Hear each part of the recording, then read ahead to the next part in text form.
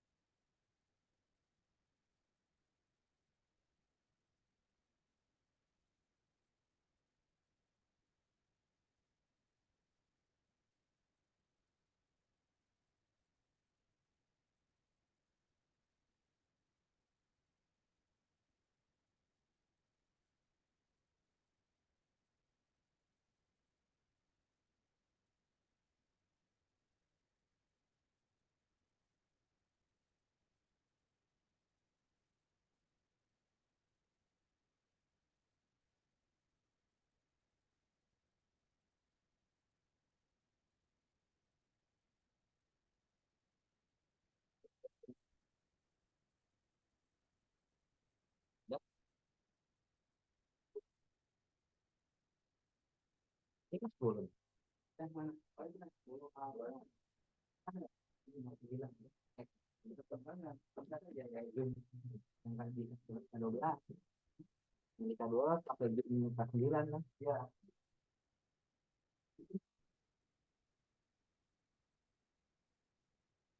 Oh ya, nah, orang ya saya kan kalau saya sampai itu aja. Sudah kepanggil jemaah, iya harusnya gini, iya ya, apa naruh di pinggir aja, di pinggir tapi gitu dapat ke titik gitu. Jadi biar biar ini itu enggak jelas dan salah. Tapi ke ini juga ke podium juga. Nah, ya, itu mah harus di di standby siapa yang jaga di sini. Nah, orang di desa namanya kalau mau enggak ya jangan gitu.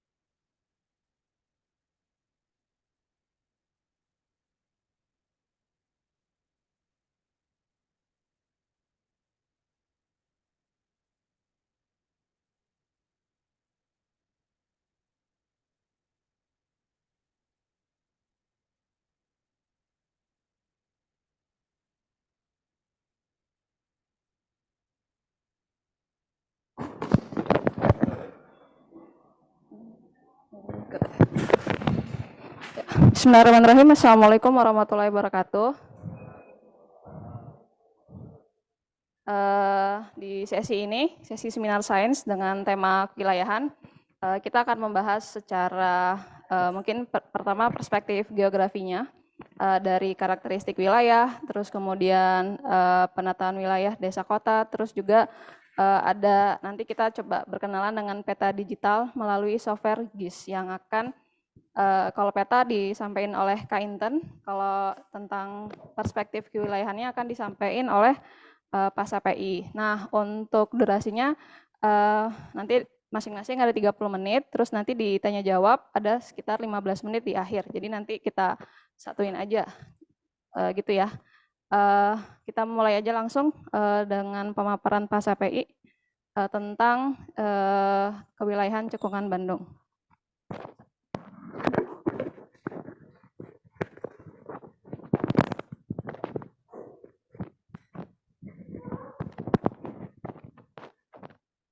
Cek.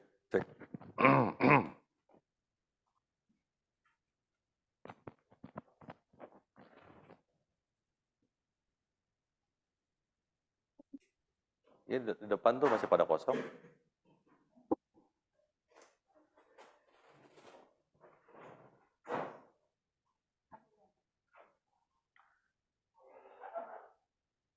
Ban di depan.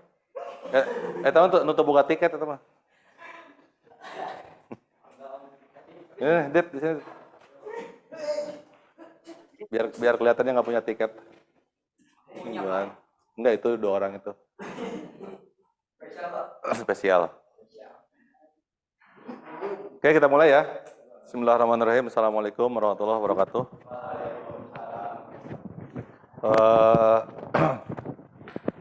Sebelum kita mulai, mari kita baca Al-Fatihah ya. Al-Fatihah.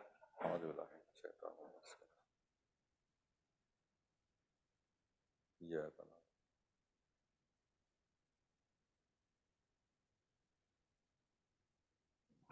amin. Baik, Bapak dikasih waktu setengah jam untuk sedikit menjelaskan, karena waktunya setengah jam ya,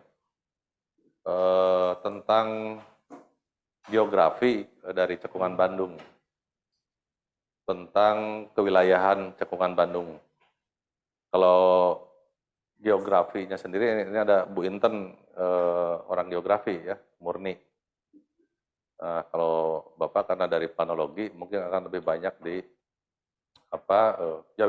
planologi sendiri salah satu dasarnya geografi, banyak belajar juga geografi, akan melihat bagaimana interaksi manusia gitu ya, interaksi manusia dengan alam, dengan ruang hidupnya.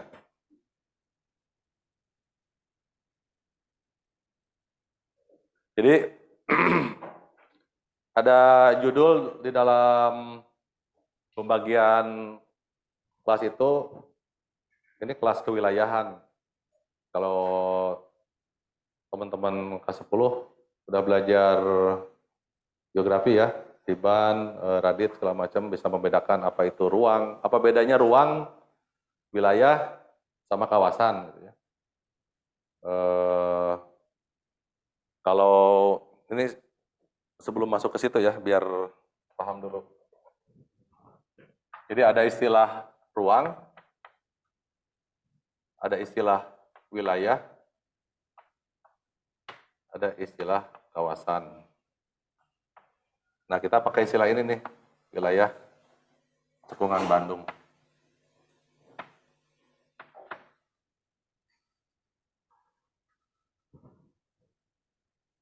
Jadi kalau ruang itu dia batas, ini cepatnya aja ya.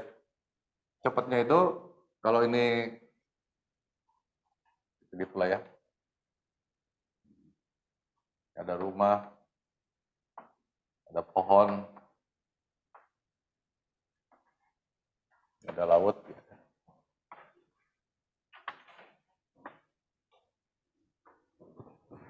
Nah, ruang itu melingkupi yang di udara nih. Udah belajar ya? Atmosfer. Kemudian dipelajari dengan atmosfer. Yang di permukaan sama tadi yang Pak Madan ceritakan ya. Di lautan itu masuk ke sini kan? Sama yang di dalamnya. Itu disebut ruang. Di ruang itu kesatuan udara, daratan, dan di bawah muka bumi gitu ya.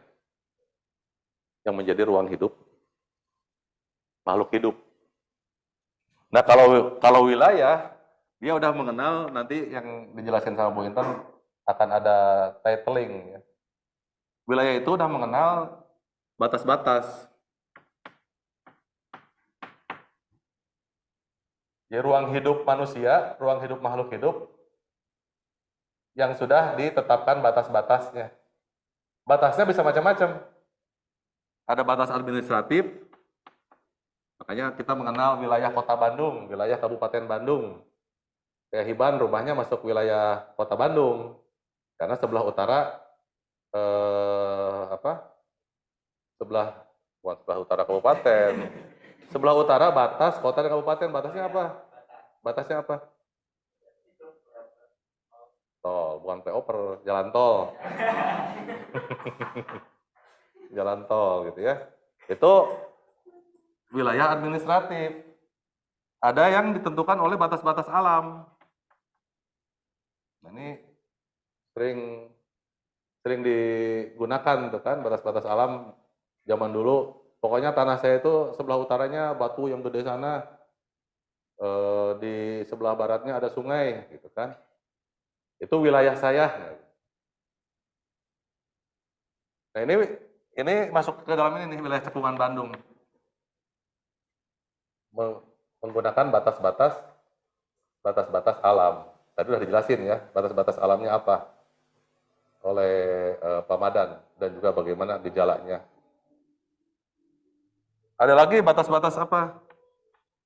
Batas-batas berdasarkan lintang utara, lintang selatan. Makanya ada negara tropis, subtropis gitu ya. Terus apa lagi? Tri? Iya siap. Ini kalau bumi, ini kan sini kan tropis ya, subtropis. Ada apa lagi?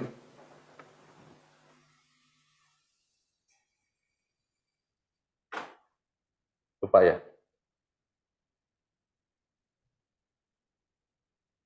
Iklim dingin. Ini kan pembagian berdasarkan iklim kan. Iklim itu cuaca dalam rentang waktu yang lama. Jadi disebut tropis karena dia di sekitaran khatulistiwa. Nah, ini juga disebut wilayah nih. Karena ada pembagian batas-batasnya. Ada lagi kita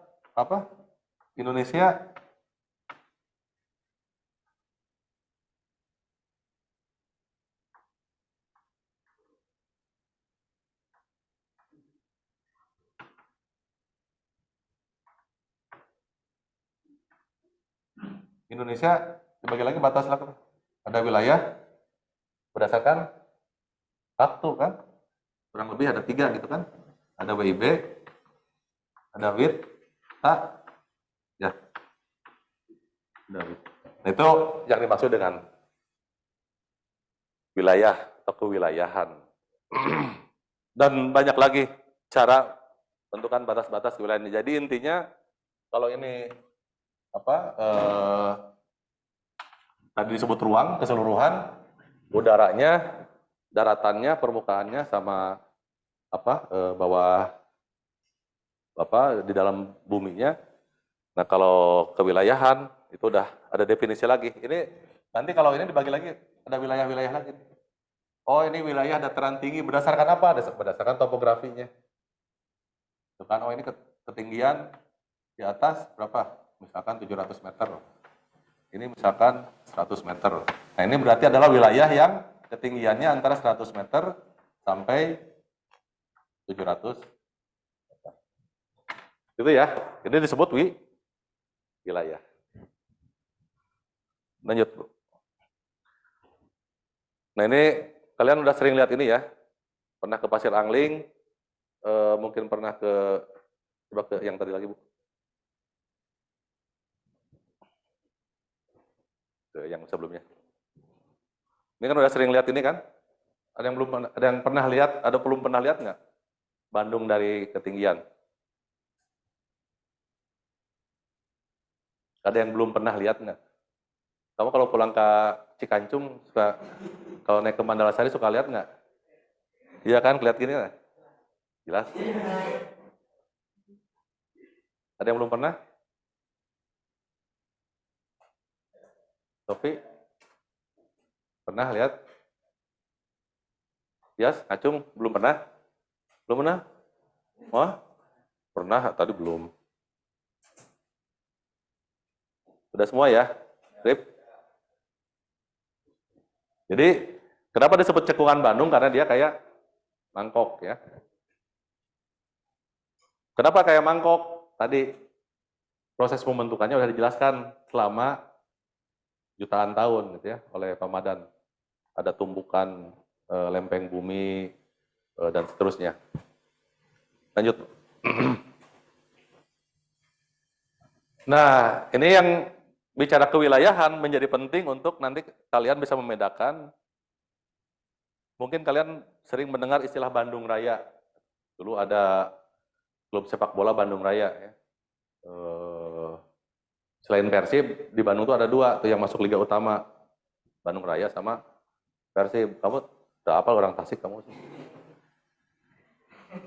Jadi yang disebut Bandung Raya tuh ini nih. Dia berdasarkan PP 12 tahun 2014. Luasnya juga beda. Dia hanya menyangkup 73 kecamatan dan 213.000 hektar. Nah, sementara yang kita bicarakan tentang cekungan Bandung, itu lebih luas. Ini batasnya nih. Begini. Luasnya 349.000 hektar. Ini batas-batasnya dulu ya. Ada yang kemudian menentukan batas cekungan Bandung itu berdasarkan ketinggian topografinya di 670 meter ketinggian MDPL. Jadi wilayah di dalam cekungan yang ketinggiannya maksimumnya di 675 MDPL. Ada yang berteori begitu. Karena itulah yang kemudian sisa atau bekas dari genangan Danau Bandung tadi yang diceritakan. Lanjut. Nah ini geomorfologinya ya. Tadi ada yang masih ingat bagaimana terbentuknya gunung-gunung di selatan ini, Gunung Patuha, Gunung Malabar. Ada yang pernah diajak naik sama Bapak ke atas siapa? Untuk mempelajari gunung-gunung ada yang ada sekeliling kita. Pernah kan? Pernah, Rip, kamu Rip. Cuma harita kamu heureuy wae. Gunung Malabar. Ini Gunung Malabar.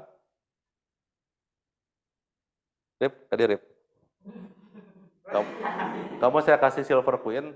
Kalau bisa nunjukin rumah kamu di sebelah mana? Kan dia, tunjuk deh dia. Tunjuk sini.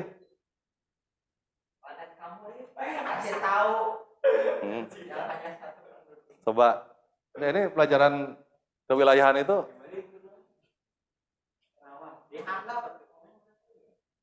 Taluk. Kamu Taluk Salim.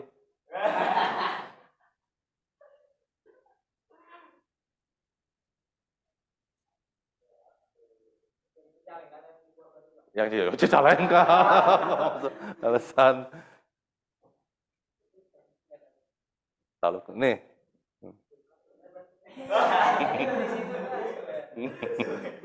Ya, jadi itu contoh. Contoh setiap kita harus bisa ketika melihat gambar peta gitu ya. Makanya Bapak setiap ngajarin di kelas geografi pasti Bapak minta setiap orang, setiap kalian menunjukkan di mana rumah kalian. Karena Percuma belajar geografi kalau kita nggak kebangun kesadaran ruang kita. Tadi sebelah utara, sebelah selatan, kayak siapa?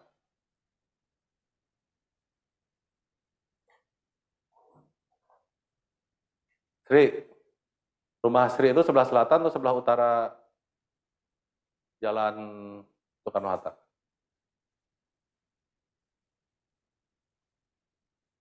Terus cepet dong. Selatan atau utara? Hah? Sebelah barat, sebelah mananya masjid? Utaranya masjid. Kalau dari Jalan Soekarno-Hatta, belum tahu. Tanya ke Bapak ya. Coba cek, enggak gini, enggak pesan Bapak itu, kalian terlepas dari, jadi dua hal ya, dua hal kalian mau minat apapun, mau nanti menempuh jalur bidang studi apapun, dua hal pesan Bapak yang harus kalian tetap pegang. Satu, kalian belajar sejarah, yang kedua kalian belajar tentang keruangan. Jadi melihat peta itu harus rajin. Melihat peta itu harus rajin. Nanti akan kebangun sendiri tuh. Kalau sekarang kan kalian cuma lihat jalur Gojek gitu ya. Sambil nggak tahu ini kita yang hijau di Gojek itu ngarahnya ke selatan, ke utara, ke barat atau ke timur gitu, Sri. Jadi rajin lihat itu ya, lihat peta. Masalahnya. Oke, ini secara geomorfologi begini. Ini berdasarkan ketinggian warna-warna ini. Oh, udah kurang ambil lagi depan.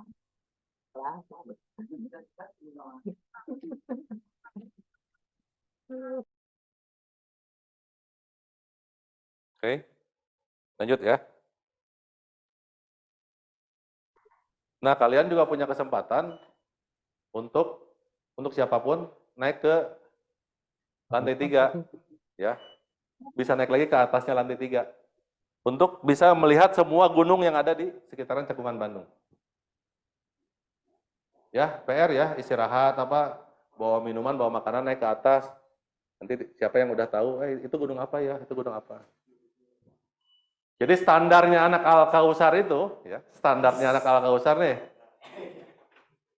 Ya. Standarnya anak Al-Kausar itu naik ke atas, tahu semua nama gunung di sekelilingnya. Ya. Coba gunung mana, gunung apa. Oke, siap nggak? Gampang. Karena nggak semua orang punya kesempatan bisa melihat sekeliling. Nah, di sini lumayan baik ininya apa. Bisa kapanpun kalian naik ke atas. Lanjut. Nah, ini gambaran umum perkotaan ya, Cekungan Bandung dari sisi luas wilayahnya, jumlah kecamatannya, penggunaan lahannya. Jadi sebenarnya dari Cekungan Bandung yang 340.000 hektar itu yang terbangunnya 13% saja. Karena banyak keterbatasan, banyak wilayah-wilayah yang nggak bisa semuanya dibangun. 53%-nya hutan. 53% hutan itu bukan berarti 53% kalian bisa lihat ada tegakan-tegakan atau pohon-pohon yang rindang.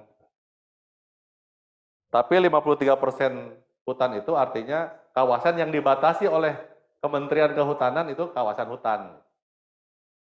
Yang terjadi di lapangan bisa jadi bentuknya udah bukan hutan. Itu ya. Bisa jadi udah bentuknya kebun. Kalau kalian naik tuh dari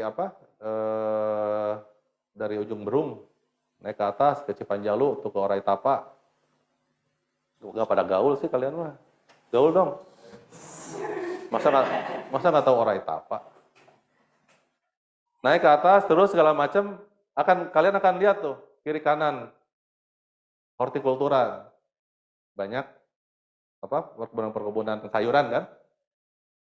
Nah, secara formal itu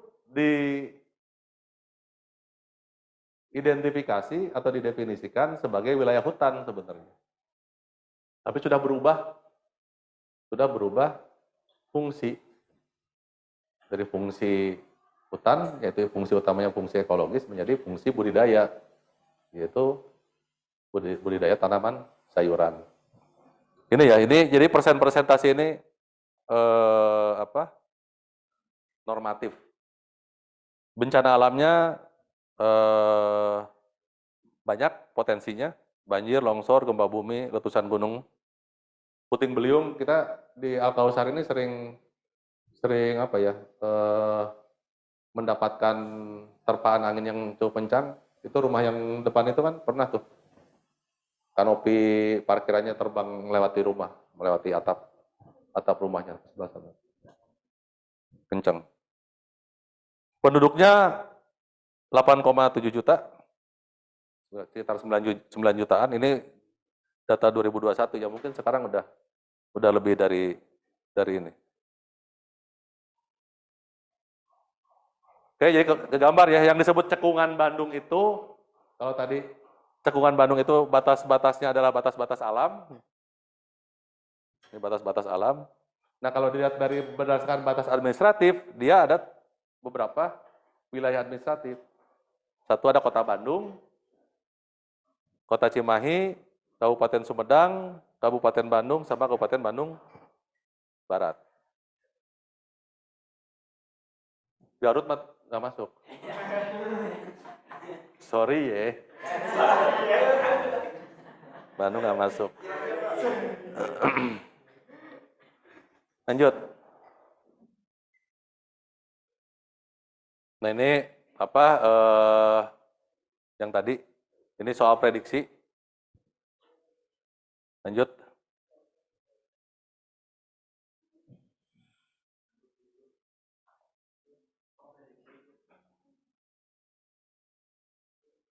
Ini masing-masing kota kabupatennya ya.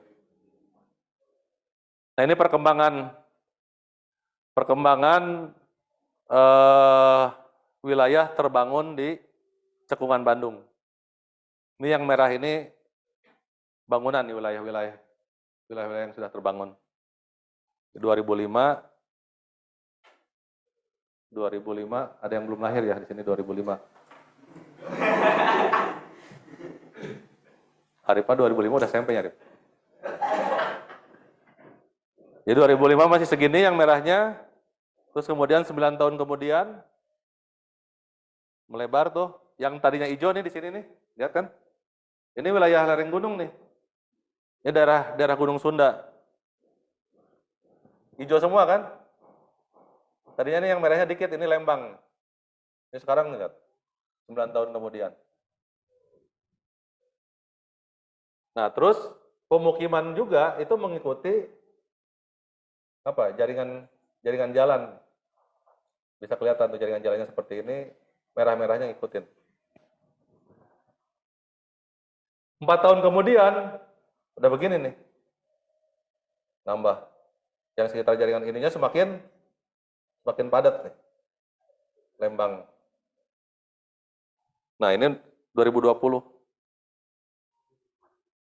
Jadi ini 15 tahun, bisa kalian lihat perbandingannya yang atas sama bawah nih. Seberapa agresifnya pembangunan di cekungan Bandung. Itu yang membuat kita harus terus waspada ya. Karena perubahan fungsi guna lahan dari yang seperti ini menjadi seperti ini banyak implikasinya. Salah satu implikasinya apa? Implikasinya adalah soal kebutuhan air. Berarti kan semakin banyak orang yang tinggal di sini kan pasti minum gitu kan, wudhu, di bak, masak, terus apa lagi? Dan bebersih segala macamnya gitu kan. Jadi penggunaan air akan semakin tinggi. Nah, air dari mana diperolehnya? Kebanyakan dilalahnya, gitu kan? Dilalahnya itu apa sih? Kebetulannya, secara kebetulan di Bandung itu kebanyakan menggunakan justru air bawah tanah, air tanah. Makanya di banyak tempat udah semakin susah air, atau kalau mau bikin sumur semakin dalam sumurnya. Kalau dulu bikin sumur 15 meter udah dapat air bagus segala macam, sekarang pada dalam-dalam. Itu ya. Lanjut. Masih berapa lama lagi Bu Lia? Udah lewat ya? Bentar lagi lah. Ini lewat aja. Nah, sebagai warga Cekungan Bandung, jadi saya bahasakan warga Cekungan Bandung ya, karena dari macam-macam nih. Biar saya sama Arif sama, dia orang kabupaten, saya orang kota Madia, Bandung, kota Bandung. Jadi kita sama-sama warga kok Cekungan Bandung. Masalahnya itu ini, empat persoalan yang menjadi tantangan kita semua, 4 persoalan yang akan menjadi tanggung jawab kita semua. Jadi kalian nanti yang sudah kelas 11 segala macam, mau kuliah, mau apa, mau ngambil jurusan apapun gitu kan, sebagai warga Cekungan Bandung punya tanggung jawab ini nih. Satu, masalah penataan ruang sama permukiman. Nah, yang tadi gambar kalian lihat ya, yang warna merah itu, karena itu disebutnya gejala urban sprawl. Urban sprawl itu pengembangan wilayah perkotaan yang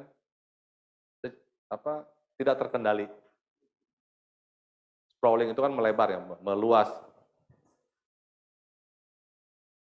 Kan di kita nggak ada pengendalian, orang semakin ke atas, semakin ke Dago, ke Ciburial, ke Cigadung sana ngebangun rumah, ngebangun hotel, ngebangun apartemen dan seterusnya.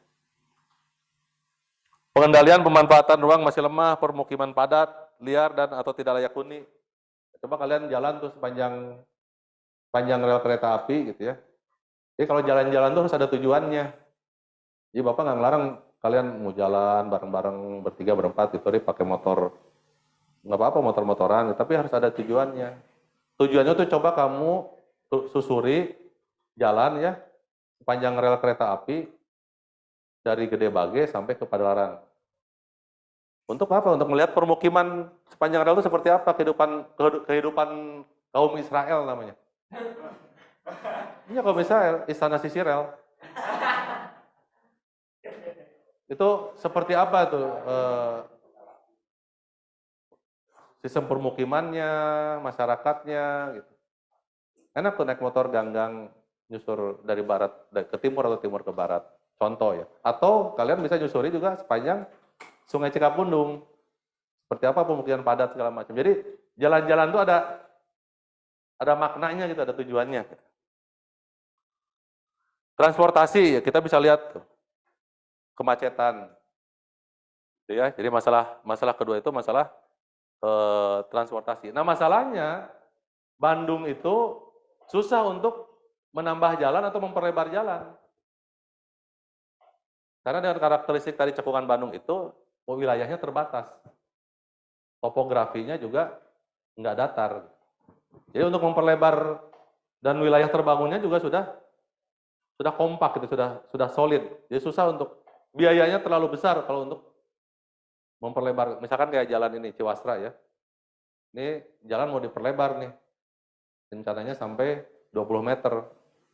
Itu rencana dari tahun 80, Ban. Iya. Sampai sekarang belum dieksekusi karena nggak mudah tuh melebarkan ke kiri ke kanannya itu. Ya. Berarti tugas nanti Bapaknya Hiban tuh ya. Teknik sipil. Nah, tadi ya sumber daya air. Sumber daya air itu persoalannya di mana? Persoalannya di neraca air. Neraca airnya nggak seimbang. Jadi kalau musim hujan terjadi banjir, airnya nggak ketampung, nggak terserap. Kan mestinya ditampung secara alami oleh proses penyerapan gitu ya. Atau secara tidak alamiah kita buat penampungan, nggak ketampung. Jadinya banjir. Karena air mengejar permukaan yang lebih rendah. Nah, di musim kemarau, bentar lagi atau kemarin tuh, kesulitan air. Pada beli air pakai tangki gitu ya, kayak mobil tangki itu. Ada orang Cicadas nggak sini? Atau orang Antapani? Ji, suka lihat tangki air gitu Ji? Mobil tangki? Oh, Aji mah dari pagi sampai gelap lagi, soalnya di Alkausar jadi kebanyakan. Nah, yang terakhir tentang persampahan. Kemarin kita darurat sampah ya, kebakaran TPA-nya segala macam. Oke, nanti kalian coba dalami masing-masing isu ini ya, empat isu besar wilayah hidup kita, tempat di mana kita hidup. Tentu setiap wilayah punya persoalan ini, tapi karakteristik wilayah persoalan ini di Cekungan Bandung itu ada keunikannya. Baik soal airnya, soal transportasinya tadi seperti yang Bapak gambarkan, soal tata ruangnya, soal persampahannya, gitu. Ada keunikan. Keunikannya apa? Ya karena banyak batasan-batasan, tadi kita lihat geomorfologinya aja udah bisa kita lihat, nggak leluasa untuk banyak ngebangun. Karena 50%-nya saja itu adalah kawasan hutan mestinya. Jadi hanya bisa ngebangun mungkin di 25%-an di wilayah Cekungan Bandung itu. Lanjut. Ini rencana struktur ruang lewat aja lah. Kalau teman-teman K10 udah belajar. Ini sistem pusat permukiman. Jadi Bandung itu kalau kalian nanti berumah tangga, punya rumah, bikin rumah segala macam, jangan ke utara, tapi ke timur dan ke selatan. Kalau timur dan selatan alias, kalau timur dan selatan alias apa? Salah. Silver Queen lagi kalau ada yang bisa. Kalau timur dan selatan alias? Nah, ya apa sebut? Tenggara. Silver Queen buat itu Martin ambil di Sejatimat. Gitu ya. Jadi kalau Bapak bilang kalau timur selatan alias Tenggara gitu. Udah belajar berapa kali. Lanjut. Nah, ini tipe-tipe desa, jadi sekitaran Cekungan Bandung tuh banyak desa-desa ya. Banyak desa-desa. Kalau nanti teman-teman udah pada main ke rumah Arif belum? Karena rumahnya yang paling desa, rumahnya Arif. Jadi kali-kali diagendakan K11 gitu ya. Siapa yang main tuh ke rumahnya Arif. Lihat bagaimana perubahan wilayah terbangun dari kota ke Cileunyi, ke Ranca Ekek, Cicalengka, naik ke atas, nanjak, motornya Arif mulai ngeden gitu ya, ada mulai. Jadi itu bisa kelihatan bagaimana interaksi desa. Nah, lihat pagi-pagi tuh, pagi-pagi pada berangkat, turun ya Arif ya ke kota, nanti sore-sore pada pulang, pulang kerja. Lanjut. Ini proyeksi, apa ini? Proyeksi terdampak tadi ya. Ini kita sering ngebahas gempa apa yang dihasilkan dari pergerakan sesar Lembang ya. Kalau terjadi gempa sesar Lembang, dampaknya kurang lebih begini. Sampai 3 juta orang akan terdampak. Tadi yang mungkin Pak Madan cerita likuifaksi apa segala macam gitu ya. Dengan struktur batuan dan tanah yang ada di Cekungan Bandung. Nah kan ya, ini nih. Yang merah itu paling ini. Ini kan dari sini pusatnya kan. Tapi rambatan di sini dampaknya besar. Karena kan beda-beda struktur geologi, struktur tanah dan struktur batuannya beda dari sini ke sini. Jadi kayak nyemplung itu dampak likuifaksinya mungkin akan lebih besar di sini.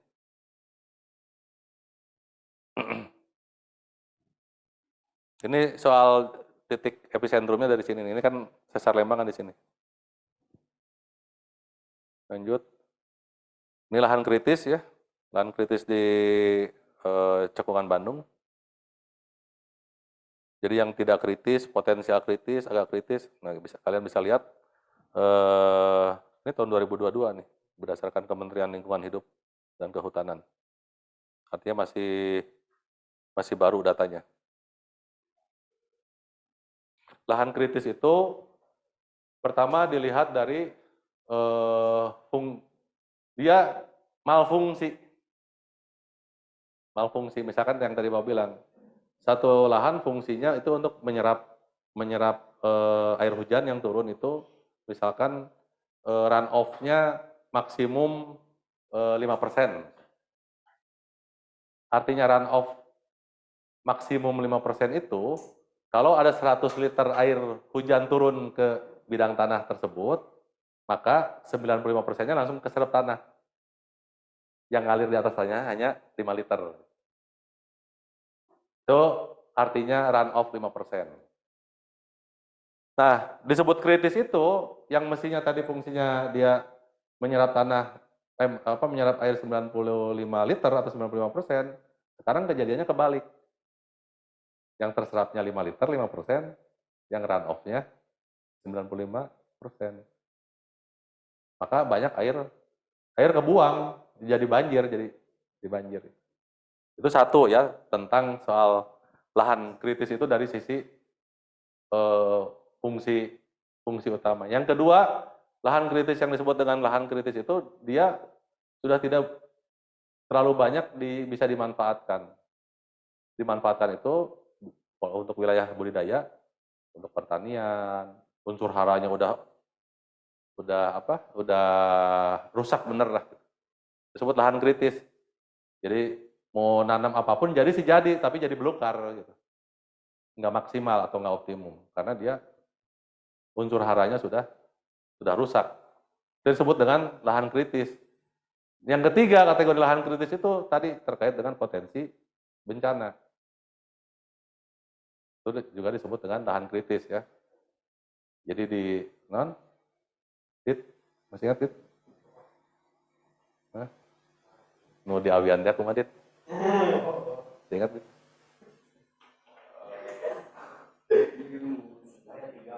Iya apa? Nu gawir, nu legok, nu rata. Nah, itu bisa aja di Arif. Jadi prinsipnya lahan kritis itu nu gawir di awian. Jadi kita masyarakat Sunda tuh punya filosofi tentang tata ruang. Nu gawir di awian artinya yang lereng tajam itu ditanamin pohon bambu. Karena bambu tuh salah satu tanaman yang paling bagus dalam satu menyerap air, yang kedua menahan longsoran. Nu legok di balongan, legok itu artinya daerah yang legok itu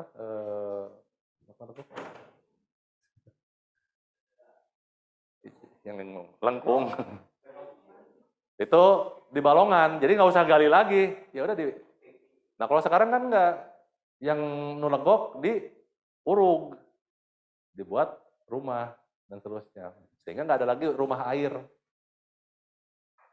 Nurata di imahan artinya yang datar baru dibuat untuk buat permukiman. Udah segitu dulu, Bu Lia. Terima kasih pengantar tentang geografi secara umum tentang Cekungan Bandung. Nanti disambung oleh Bu Inten terkait dengan AKJIS ya. Kalian akan mungkin bermain-main bagaimana membuat peta yang kalau K11 K10 ya, sekarang lagi belajar sama Pak Bambang ya. Terima kasih. Assalamualaikum warahmatullahi wabarakatuh.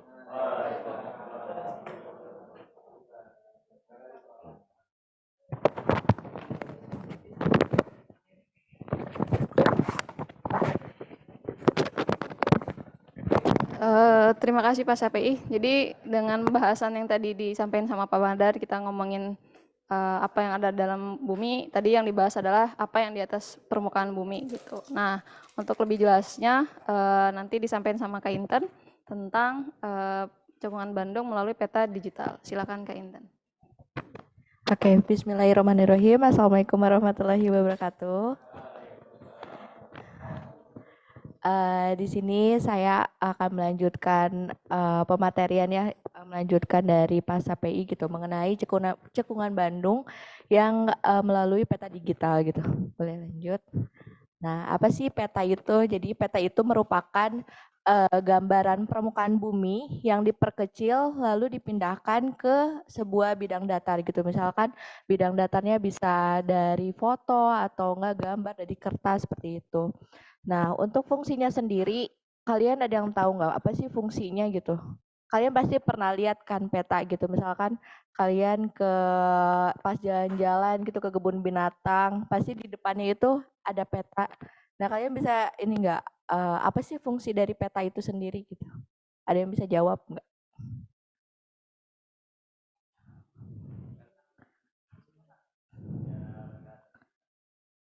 Oke, boleh ada yang lain? Boleh. Oke, boleh yang lain lagi? Tadi udah benar, dua-duanya udah benar. Ada lagi nggak? Ada yang mau jawab lagi? Atau misalkan kalian nih pasti pas main game pasti ada kan map gitu kan, pasti di Mobile Legend gitu kan pasti lihat map gitu. Ada lagi nggak dari itu kalian main game tuh untuk apa sih lihat map tuh kayak gitu? Boleh nggak? Game-games gitu kayak gitu. Jawab lagi. Ya, ketika main game atau ketika kamu jalan-jalan gitu. Untuk apa? Iya, bisa. Oke. Berarti itu untuk mengetahui posisi ya, berarti. Oke, lanjut. Lanjut. Ya. Jadi fungsi peta itu yang pertama untuk menunjukkan posisi atau lokasi suatu wilayah gitu. Tadi benar ya. Misalkan kita lagi jalan-jalan ke kebun binatang nih di sebuah peta itu pasti akan nanti akan menunjukkan di mana sih kandang gajah gitu atau enggak kandang harimau di mana sih gitu. Terus yang kedua ada menggambarkan fenomena-fenomena dalam bentuk-bentuk permukaan bumi. Jadi ini juga menggambarkan misalkan fenomena Gunung Merapi gitu. Misalnya mungkin seperti di mana sih letak banjir di Bandung gitu. Nah, yang ketiga untuk yang pastinya akan menyajikan informasi gitu. Misalkan informasi ada peta administrasi, berarti nanti informasinya mengenai administrasi yang ada di wilayah tersebut. Misalkan batas-batas administrasinya atau ada informasi tentang mengenai jalan-jalannya kayak gimana kayak gitu.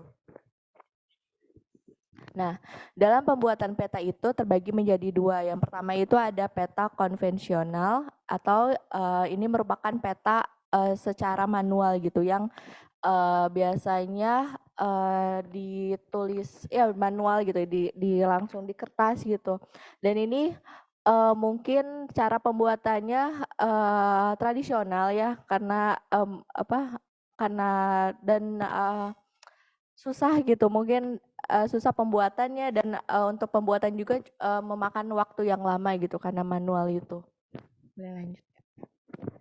Nah, yang kedua ada peta digital. Nah, peta digital ini dibuatnya melalui kita sebut Geography Information System atau GIS. Nah, ini secara perkembangan zamannya karena teknologi juga udah bagus, jadi ini benar-benar membantu untuk membuat peta seperti itu. Sehingga petanya juga dibuat menjadi efisien dan efektif seperti itu. Nah, mungkin ini salah dua yang contoh dari peta digital gitu ya. Di sebelah yang atas itu ada peta kepadatan penduduk, yang kemudian yang di bawah itu ada peta administrasi. Lanjut. Nah, untuk pembuatan petanya sendiri, kita kan pasti menggunakan software ya. Nah, sebenarnya softwarenya itu ada banyak banget dan nggak mungkin jelasin di sini semuanya gitu ya. Jadi saya rangkum lagi ada 5.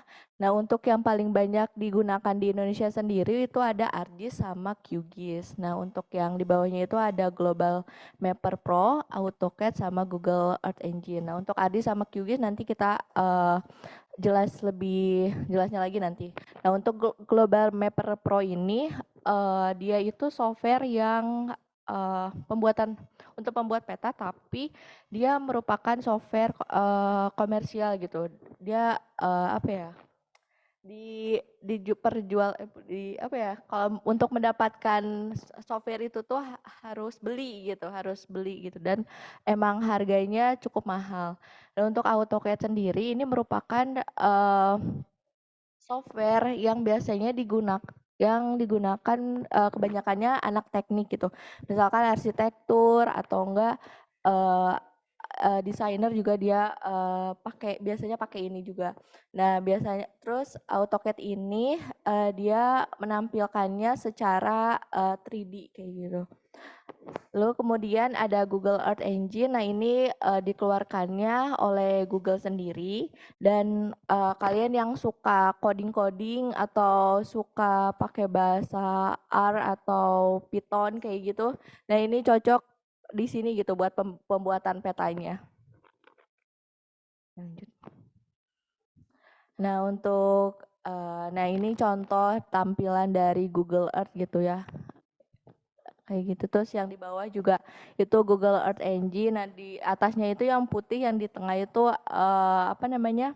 Itu ada bagian skrip-skripnya. Jadi nanti kita pembuatan petanya pada bagian di situ gitu.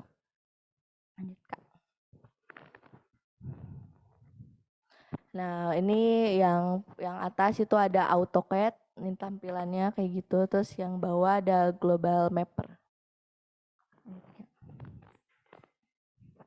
Oke, nah ini QGIS atau Quantum GIS ini apa? Yang salah satu software yang kebanyakannya di Indonesia digunakan gitu untuk pembuatan peta. Nah, software ini software GIS yang open source dan free. Jadi ini kebanyakan kita kan suka yang gratis ya, yang gampang diakses gitu. Pasti jadi makanya kebanyakan kita pakainya Quantum GIS gitu. Kemudian Quantum GIS ini dikembangkan oleh Open Source Geospatial Foundation atau USGGeo. Nah, ini mungkin tampilan dari QGIS-nya. Kita lanjut. Nah, ini contoh kedua software yang banyak yang di Indonesia digunakan gitu. Nanti kita juga akan lihat software ini gimana gitu. Terus nah, ArcGIS ini merupakan salah satu software GIS yang dikembangkan oleh Environmental System Research Institute atau biasanya kita sebut ESRI dan pertama kali diperkenalkan pada tahun 1999. Nah, ArcGIS ini terdapat dua versi ArcGIS gitu, yaitu ArcGIS Desktop untuk PC atau laptop dan juga ArcGIS Server. Dan ArcGIS Desktop sendiri ada 5 aplikasi lagi, ada ArcMap, ada ArcCatalog, ada ArcToolbox, ArcGlobe, dan ArcScene. Mungkin kita lihat langsung ini apa namanya ke ArcGIS-nya.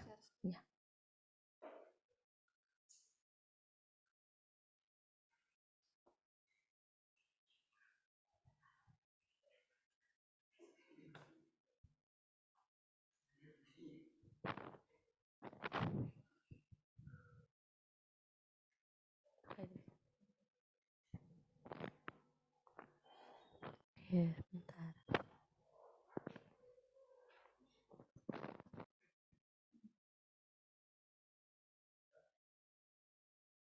Nah ya, nah ini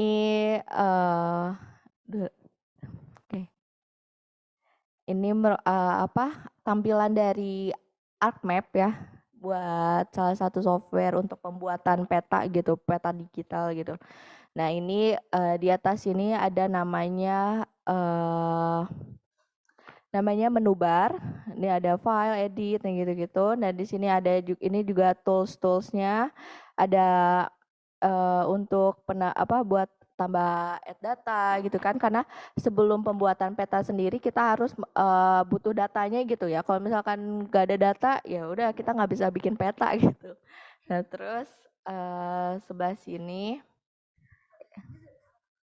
Kalau datanya sendiri itu banyak, kita bisa bikin sendiri juga bisa sebenarnya, dan datanya juga terbagi banyak lagi Kak, ada data tabel, ada data statistik gitu, ada data untuk langsung data SHP kayak gitu Kak.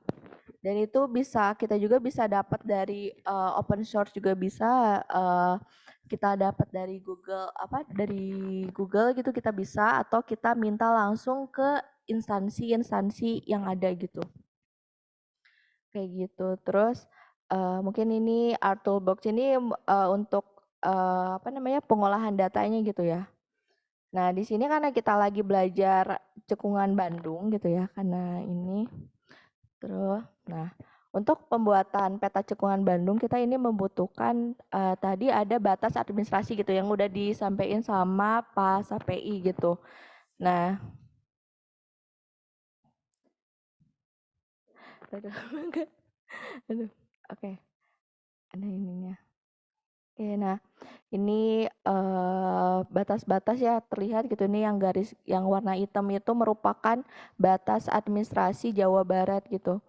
Nah, untuk yang warna merah ini merupakan batas dari cekungan Bandung tadi gitu. Nah, kan tadi udah disampaikan gitu ya yang di PPT-nya gitu. Cekungan Bandung tuh terdiri dari ada Bandung Barat, ada Kota Cimahi, Kota Bandung, sama ada Kabupaten Bandung. Nah, untuk yang coklat-coklat itu merupakan kenampakan kenampakan relief kenampakan relief yang dia membentuk, sebentar, maaf ya ini rada lama.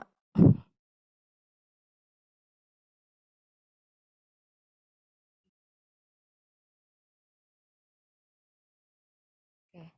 Nah ini kenampakan relief gitu ya, atau kenampakan yang untuk ketinggian gitu. Dia menggambarkan ketinggian dari si permukaan itu. Kan permukaan bumi itu nggak mungkin datar aja gitu ya. Pasti ada gunungnya, berbukit-bukit ada gitu. Nah ini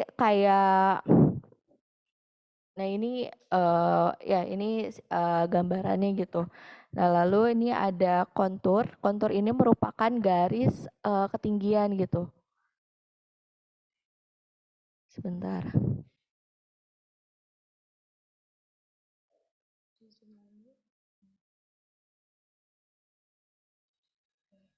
Nah, relief ini bentuknya kayak kalau kue bertingkat gitu, tahu kan?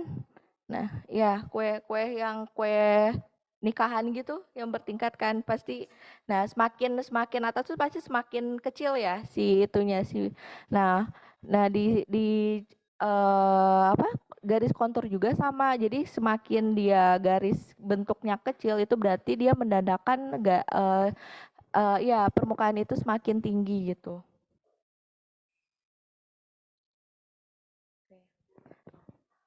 Mungkin segini itu cukup atau?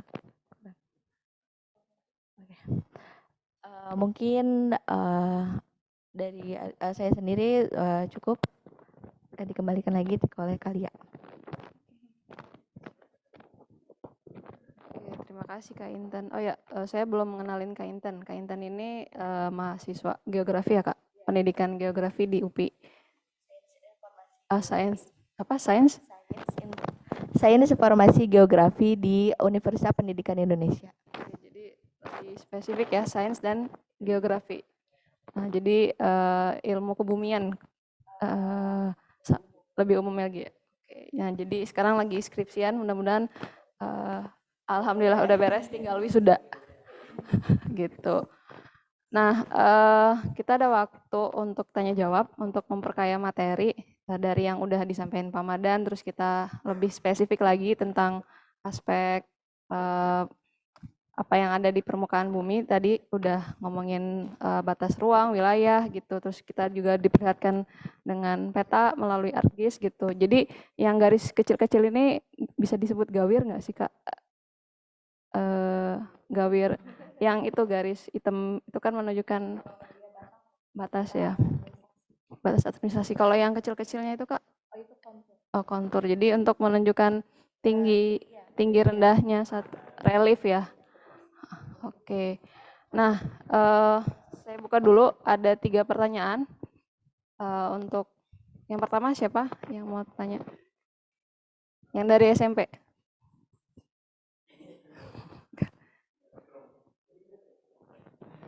Sri mau nanya? Marti?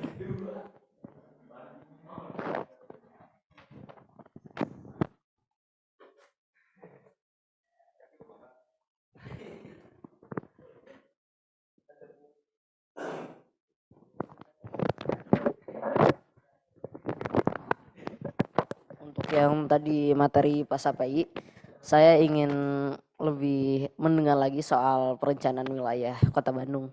Tadi mungkin gara-gara waktu yang slide-slide terakhirnya belum terjelaskan. Seperti itu.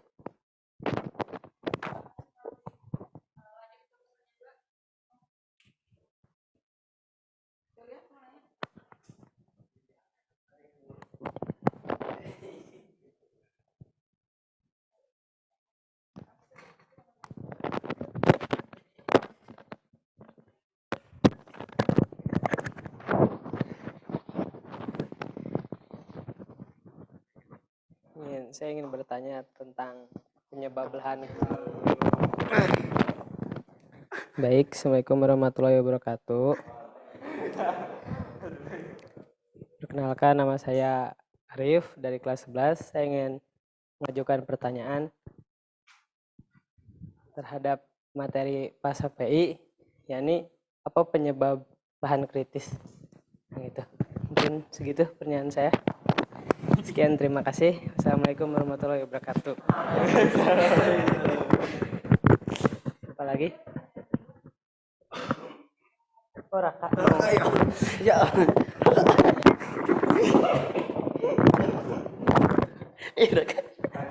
Raka. Kritis banget tadi ngobrol.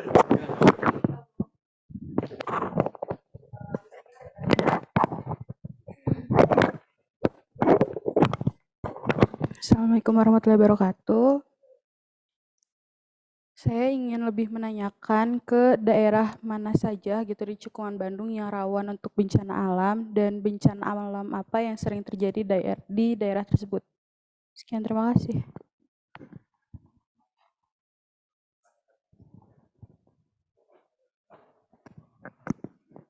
Udah ya, langsung jawab ya. Oh. Jadi Assalamualaikum warahmatullahi wabarakatuh.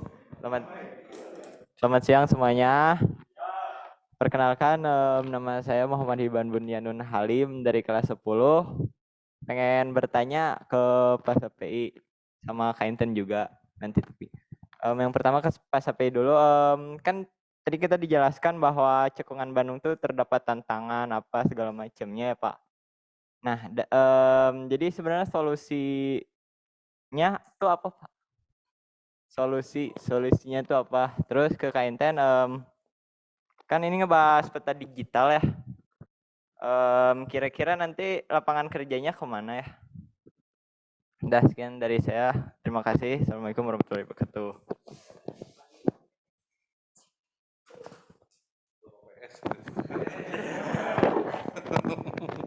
Tadi ikut OPS pakai jas kemarin.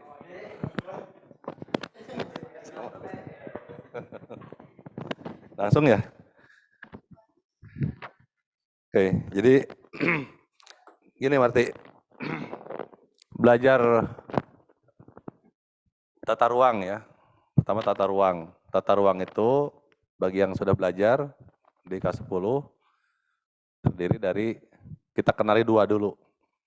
Yang paling pokok. Apa Ban? Hah? Tata ruang tuh kita bisa lihat dari apanya? Dit. Ya, ada dua. Yang pertama itu struktur ruang. Struktur ruang itu dia adalah susunan, namanya juga struktur ya. Dia susunan permukiman dan infrastruktur, sarana prasarana, di mana permukiman, struktur jalannya seperti apa, itu yang disebut dengan struktur ruang. Ada yang disebut dengan pola ruang. Pola ruang itu soal pengalokasian ruang berdasarkan fungsi. Ada fungsi budidaya, ada fungsi lindung. Gitu ya. Jadi kalau bicara tata ruang Kota Bandung atau tata ruang Cekungan Bandung, kalau bicara itu pasti akan bicara dua hal itu. Satu bicara soal struktur ruangnya, yang kedua bicara soal pola ruangnya. Nah kalau dari sisi struktur ruangnya yang akan dibicarakan adalah bagaimana pusat-pusat aktivitas atau pusat-pusat kegiatan yang ada di Kota Bandung atau Cekungan Bandung. Tinggal diidentifikasi Cekungan Bandung atau Kota Bandung ini pusat kegiatannya ada di mana aja. Nah ini berkembang. Dulu yang namanya pusat kegiatan Cekungan Bandung atau CBD, gitu ya, Central Business District-nya itu hanya satu, yaitu sekitaran alun Bandung. Di situ semua orang beraktivitas, mau belanja apa segala macam berpusat ke situ. Nah sekarang, gitu kan, sudah multipolar, udah pusatnya sudah banyak. Bahkan kita sekarang kalau mau belanja beli baju aja segala macam nggak mesti ke Pasar Baru kan, nggak mesti ke Palaguna kan, nggak mesti ke apalagi di sana Jogja banyaklah Cibadak dan segala macam. Sekarang pusatnya itu sekitaran TSM gitu ya. Kalau pasar-pasar itu kan ada Kosambi, ada Cicadas. Nah, apalagi sekarang sudah ada pusat yang dibentuk secara sengaja. Itu yang disebut dengan penataan ruang. Jadi ada penataan ruang, ada penataan ruang. Penataan ruang itu aktivitas yang terdiri dari 3. Perencanaan, ya, perencanaan, pemanfaatan, dan pengendalian ruang. Nah, para perencana kota atau perencana wilayah itu akan membuat, ini kaitan dengan soal solusi tadi itu, akan membuat perencanaan terkait dengan struktur dan pola ruang. Supaya apa? Supaya tadi masalah-masalah yang 4 tadi, gitu ya, soal pemukiman, soal transportasi, soal air, soal sampah itu bisa teratasi atau setidak-tidaknya tidak semakin parah. Itu akan direkayasa, akan direncanakan tuh pola dan struktur ruangnya. Salah satunya solusinya adalah dengan menyebarkan pusat. Kebayang kalau semua orang sekarang dengan jumlah yang tadi 8 juta itu semua masih bertumpu untuk belanja dan apapun ke alun-alun. Kebayang macetnya tuh Asia Afrika, Otista, Tegal daerah stasiun dan segala macam. Tapi sekarang kan kita nggak mesti ke sana. Mau nonton, oh ada di sini dekat di apa yang dekatnya rumah Iban itu apa? Transmart. Bisa ke Transmart, bisa ke Metro Mall. Nah sekarang bahkan ada yang baru lagi yang tadi Bapak bilang rekayasa baru itu, yaitu Mall Sumarekon, gitu ya. Nah itu upaya-upaya untuk menyebarkan ini aktivitas, sehingga kayak Marti yang orang Bandung Timur nggak mesti ke tengah kota. Kalau ada kebutuhan, cukup sampai ke Cicadas, pergerakannya itu cukup sampai ke Gede Bage, kan Gede Bage tinggal lewat jalan rumah sakit ke situ gitu kan. Itu salah satu solusi untuk mengurai ya persoalan-persoalan yang tadi itu, diantaranya soal transportasi. Itu kalau ini ruang ya, Marti, jadi ada pola ruang, ada struktur ruang. Nah persoalannya dari 3 tahapan perencanaan, pemanfaatan, dan pengendalian, itu ada yang istilahnya perizinan. Perizinan itu makanya ada IMB apa segala macam tuh. Fungsi perizinan itu untuk fungsi pengendalian. Jadi orang ketika minta izin, maka akan diarahkan, kamu diizinkan di sini tapi tidak diizinkan di sebelah sini. Karena apa? Itu sudah berdasarkan hitungan-hitungan tadi. Oh ini daerah rawan nih, rawan gempa, rawan longsor, rawan macam-macam, airnya susah di situ. Sehingga banyak yang itu fungsi perizinan. Tapi pada perkembangannya perizinan itu udah bergerak, bukan lagi fungsi pengendalian, tapi fungsi pendapatan. Jadi selama lo orang bisa bayar OE gitu kan, OE akan keluarkan izin gitu kan. Kan begitu, sehingga kita bisa lihat di daerah-daerah gawir tadi, daerah-daerah lereng atau daerah-daerah rawan, kita bisa lihat ada bangunan-bangunan tinggi bahkan gitu. Kalau ke Dago kan teman-teman tuh ada tuh yang hotel yang mangkrak ya, yang dekat terminal Dago itu. Nah itu salah satunya adalah dia melanggar ketentuan gitu. Itu ya. Jadi sekali lagi kalau untuk tata ruang Kota Bandung disarankan permukiman itu untuk permukiman mulai bergeser ke wilayah tenggara tadi. Kenapa nggak ke utara? Karena ke utara itu sebenarnya dia fungsinya lebih banyak fungsi ekologis atau fungsi lindung. Kebayang kalau fungsi lindungnya sudah kegerus, coba aja tanya yang tinggal di Bandung, yang sudah nenek-nenek atau kakek-kakek, untuk memberikan kesaksian tentang aliran air di Cidurian, misalkan Sungai Cidurian. Itu akan bisa membedakan aliran air di Sungai Cidurian sebelum ada Dago Pakar, perumahan Dago Pakar, ada hotel apa kan yang di sana tuh yang di atas Dago Pakar tuh Continental ya Pak? Continental. Yang banyak tuh hotel-hotel baru kan di daerah-daerah Dago Pakar. Bedanya sebelum ada itu dan sesudah ada itu. Itu debit air yang di sungai itu jauh banget. Kalau sekarang itu air itu mengerikan ketika lewat. Karena di sana sudah nggak lagi menjalankan fungsi penyerapan terhadap air. Jadi air hujan turun langsung dialirkan ke bawah. Itu konsekuensi dari penyelewengan atau kekeliruan dalam proses penataan ruang. Gitu ya, Mati ya. Nah, nyambung dengan yang Hiban dulu, tadi soal solusi segala macam, banyak solusinya. Tapi secara umum begini, solusi yang pertama itu dia pasti akan keluar dari fungsi kebijakan. Gitu ya. Fungsi kebijakan itu diantaranya dijabarkan atau dijawantahkan dalam struktur dan pola ruang. Nah setelah kebijakan makronya, kebijakan soal tata ruangnya, maka dia akan turun ke kebijakan sektoralnya, Iban. Kebijakan sektoralnya itu di masing-masing sektor sumber daya air tadi misalkan. Apa nih? Salah satu solusinya misalkan pembatasan penggunaan atau pengeboran atau pembuatan sumur bawah tanah. Karena udah kritis daerah tenggara itu kantong-kantong airnya itu udah rongga-rongga di bawah tanah itu udah besar-besar gitu. Itu diantaranya pengendalian penggunaan air. Solusinya apa? Kan butuh air.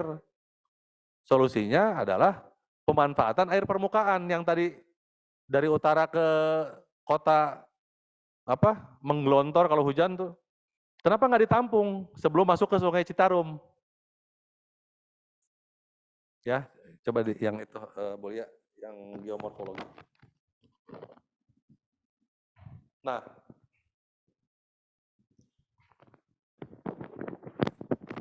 ini kan Citarum nih ya. Ini hulu Citarum, Gunung Wayang nih, Gunung Wayang Windu. Ini ngalir ke sini. Nah, daerah sini udah mulai jadi daerah terbangun. Mestinya fungsi resapan. Air ketika di sini nggak bisa nggak diresap, masuk ke dalam tanah, maka akan dengan cepat mengalir ke Sungai Citarum. Akan terus langsung kebuang ke Saguling ke sini. Padahal si air ini, hujan yang turun di sini itu adalah rezeki buat masyarakat di sini mestinya. Sebagian besarnya. Makanya ada yang namanya panen hujan, panen air hujan. Panen air hujan tuh ada alatnya, ada teknologinya gitu. Atau yang paling sederhana kalau hujan itu ditampung lah gitu. Masing-masing rumah minimal lambung pakai ember, itu yang paling sederhana. Yang kedua bikin biopori gitu. Sumur-sumur resapan di setiap rumah. Itu solusi-solusi yang mikro tuh. Kalau tadi kan tata ruang yang makro ya. Tentang air. Gitu. Tentang sampah, sampah banyak sekali. Upaya-upaya yang sudah dilakukan. Apa? Reuse, terus apa? Recycle, apa lagi? Reduce, iya reuse, reduce, recycle ya. Terus ada apa lagi? Emang nggak boleh ada 4?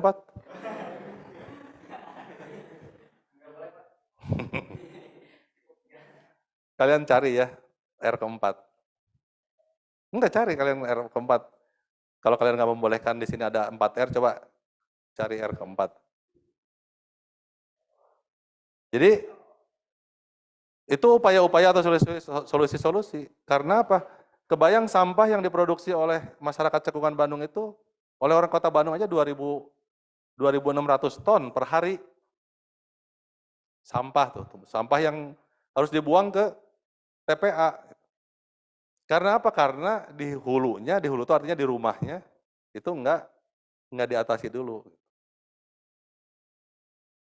Enggak dipilah. Kan sebenarnya itu sekian persennya itu kan sebenarnya sampah dapur. Sampah dapur yang bisa nggak mesti dibuang, bisa dibuat kompos. Jadi misalkan di sini nih, Al-Kausar, lingkungan Al-Kausar, sehari misalkan 200 kg sampah, gimana caranya tuh? Nggak keluar. Makanya di sana bikin tong pembuatan kompos segala macam tuh di dekat balong sana. Jadi yang kebuang atau yang diangkut oleh tukang sampahnya hanya tinggal sekian persennya aja. Nah itu diantara solusi sampai ke teknologi kalau Hiban pulang ke Tasik tuh pas turun Nagreg, sebelah kiri ada jalan masuk ke Legok Nangka, belum beroperasi. Nah itu pusat pengolahan sampah menjadi energi listrik. Nah itu di Legok Nangka. Jadi banyak solusi-solusi. Kalau transportasi di Bandung itu karena tadi jalan nggak terlalu banyak bisa dilebarin atau bikin jalan baru, maka harus pergerakan manusia di Cekungan Bandung itu harus bergeser ke yang disebut dengan mass transport, public transport. Jadi transportasi publik. Nah transportasi publik itu ada 2, ada yang berbasis jalan, ada yang berbasis rel. Salah satu solusi yang sedang diupayakan sekarang adalah mengaktifasi rel kereta api. Rel kereta api kemana saja? Satu, rel kereta api yang ke Tanjung Sari, ke Jatinangor. Ke Jatinangor, ke Tanjung Sari. Nanti ke Tanjung Sari, ke Jatinangor, yang kuliah nggak usah lagi macet-macetan di Cibiru, di Gede Bage, yang ke Unpad ya. Yang ke Unpad atau ke Unwim atau ke ITB juga. Tingkat 1 kan sekarang di Jatinangor. Nggak usah macet-macetan. Ada kereta api. Nanti nyambungnya dari mana? Dari Ranca Ekek. Dari Ranca Ekek ke utara, dia ke Jatinangor. Ada yang ke selatan. Nanti sekarang kemacetan di Kopo, di Gede Bage, di mana Bale Endah segala macam. Ini sedang diaktifasi juga. Dari Kira Condong ke Ciwidey. Nanti ke Ciwidey nggak usah macet-macetan lagi, karena ada kereta. Itu solusi-solusi berbasis rel. Di dalam kotanya sendiri sedang dirancang monorail gitu ya, yang di atas itu kayak di Jakarta. Itu banyak proyek-proyek atau program-program yang sedang dirancang, sedang direncanakan. Rencananya sudah lama, tapi kan ini terkait juga dengan tadi anggaran. Dengan anggaran, soalnya anggarannya akan dipakai untuk makan siang dan beli susu.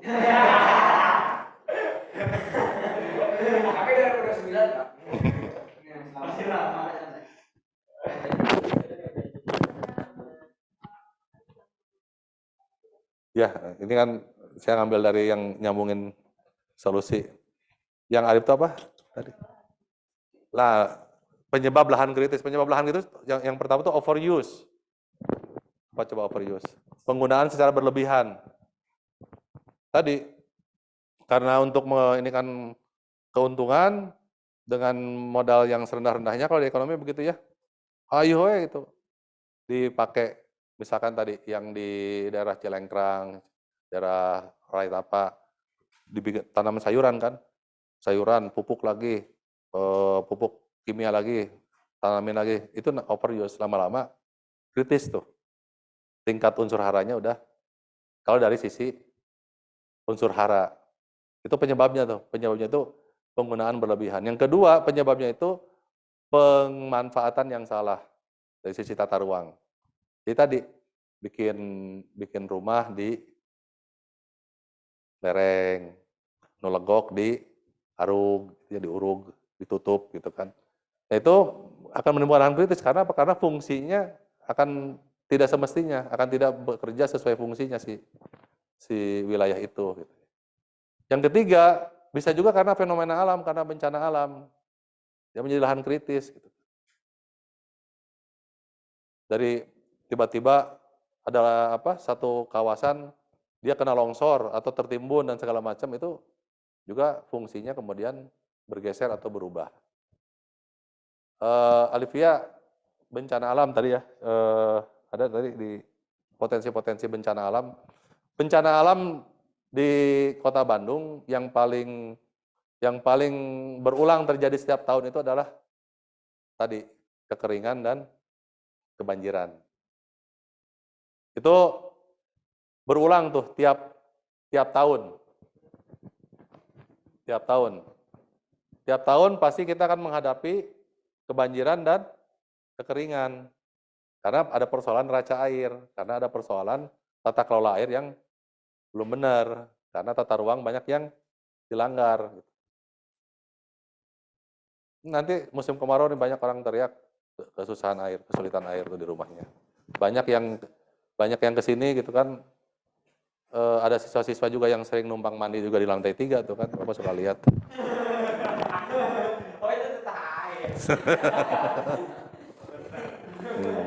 sebut aja si Fulan lah gitu ya. Betul. Nah, ya daerah rawan. Ya itu tadi daerah rawan banjir. Daerah rawan banjir coba lihat daerah-daerah yang ini nih, daerah-daerah bawah nih. Daerah gede. Ini daerah sini nih, daerah kita nih. Ini banjir ini, komplek ini. Ini jangan nggak usah jauh-jauh ke Ciwasra, ini komplek ini nih. Komplek Bahagia Permai ini kalau kalian nanti ke SMP 18, hujan besar, habis hujan, kalian coba jalan ke SMP 18 tuh. Hampir semua jalan banjir. Bulia mau pulang sama Pak Isan tuh, motor skuternya di depan Marga Cinta. Nah, itu banjir. Ini daerah banjir ini, Olive. Sampai Ciwastra. Karena apa? Karena ini adalah sawah yang diuruk. Karena tadinya ini memang rumah air. Sampai Ranca Ekek itu makanya disebut ranca. Gitu.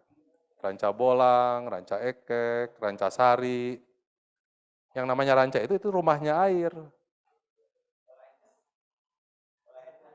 Iya sama. Itu kan daerah-daerah yang daerah-daerah terendah di cekungan Bandung. Jadi air menuju ke sana semua tuh. Sementara di sananya, di daerah-daerah sininya banyak sumbatan. Sumbatannya apa? Di antaranya sumbatannya sampah. Jadi badan-badan sungai ketika hujan baru kelihatan tuh ada kasur, ada lemari, ada rice cooker di sungai gitu kan. Nggak percaya sih Rizky Pak. Kamu coba ke Kordon tuh, itu tuh kalau hujan pas di pintu air belakang pasar Kordon tuh. Coba kamu lihat di situ. Kasur, lemari, rice cooker. Di situ. Tumpuk. Gitu.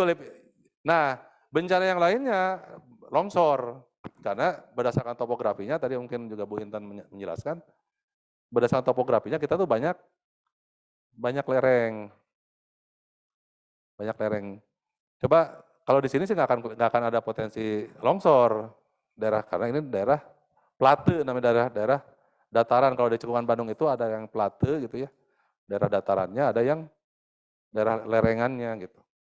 Nah kalau jalan ke Ciburial atau ke Maribaya gitu ya, itu banyak longsoran tuh, makanya banyak teman-teman yang mau ke Pasir Angling, segala macam, nggak jadi ke Pasir Angling, karena longsor di Dagogiri. Iya, jadi potensi yang paling sering itu tadi banjir, kekeringan, longsoran, terutama di musim hujan. Gunung berapi potensinya ada, gitu. Potensinya ada, tapi kejadiannya mungkin tidak sesering yang tadi itu, gitu ya. Karena hampir semua gunung berapi di sekitar Cekungan Bandung masih pada aktif ya. Tapi aktifnya itu ada kalendernya lah. Terus apalagi gempa bumi, kalau gempa bumi tentu bukan hanya karena kita berada di sekitaran sesar, udah dijelaskan oleh Bang Madan, kita Cekungan Bandung itu di utara ada sesar Lembang, di barat ada sesar Cimandiri gitu ya, di sebelah timur ada sesar Baribis, di sebelah tenggara ada sesar yang baru lagi tuh, sesar Cileunyi Tanjung Sari yang kemarin gempa hampir tiap hari itu kan, itu dari pergerakan sesar yang baru ditemukan tuh di sesar Cileunyi Tanjung Sari. Jadi banyak sebenarnya potensi-potensi bencana gitu ya, yang kita sebagai manusia tentu saja bisa mengantisipasinya dari perilaku kita ya, perilaku hidup kita. Nah, sementara bencana alam yang lainnya yang kita tidak bisa cegah, gempa bumi apa segala macam ya, kita tinggal tawakal tu ilallah.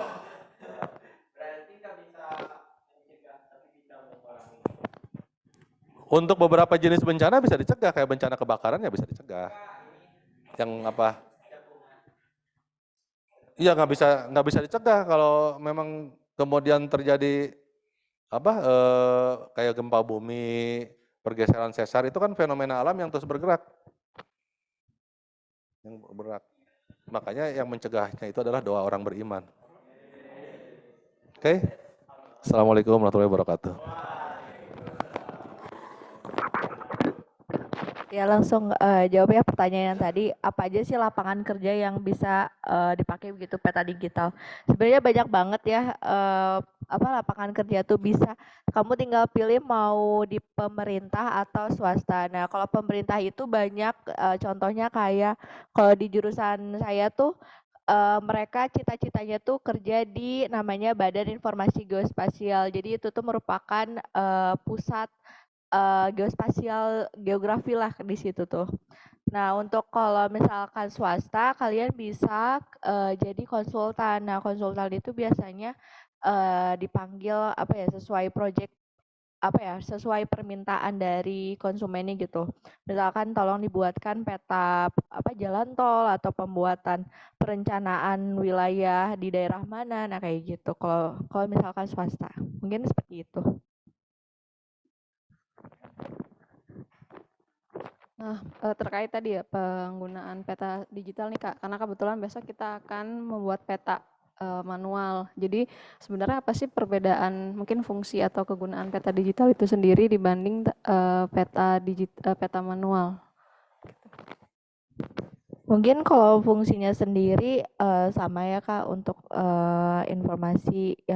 informasi permukaan bumi gitu. Namun yang buat bedanya itu waktu pembuatannya gitu. Mungkin kalau menggunakan peta digital sendiri akan memakan waktu yang lebih cepat gitu. Karena kalau misalkan manual sendiri dia harus biasanya memakai banyak alat gitu, misalkan busur, terus ada kompas juga gitu, ada kompas dan itu benar-benar emang manual menggunakan tangan gitu Kak, mungkin seperti itu. Oke, terima kasih Kak Intan atas penjelasannya. Ada pertanyaan lagi khususnya buat Kak Intan terkait peta digital? Ada yang buat peta digital kelas 10 ya baru?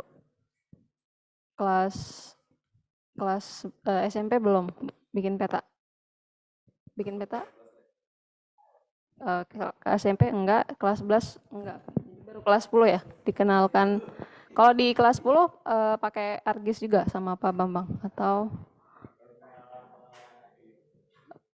pengenalan softwarenya. Oh, nggak pakai manual. Oh, masih manual. Oke, karena waktu kita udah habis, untuk sesi seminar ini kita sudahi dulu. Nanti setelah dari sini bisa ke gazebo kembali untuk sesi refleksi. Tuh, saya tutup sesi ini. Wassalamualaikum warahmatullahi wabarakatuh.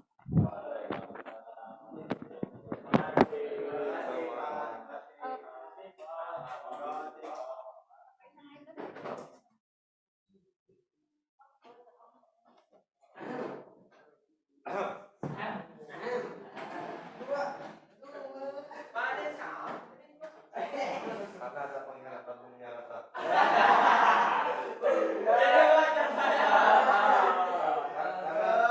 Karena ada yang membawa banner 02 ke sekolah. Ditandain lah.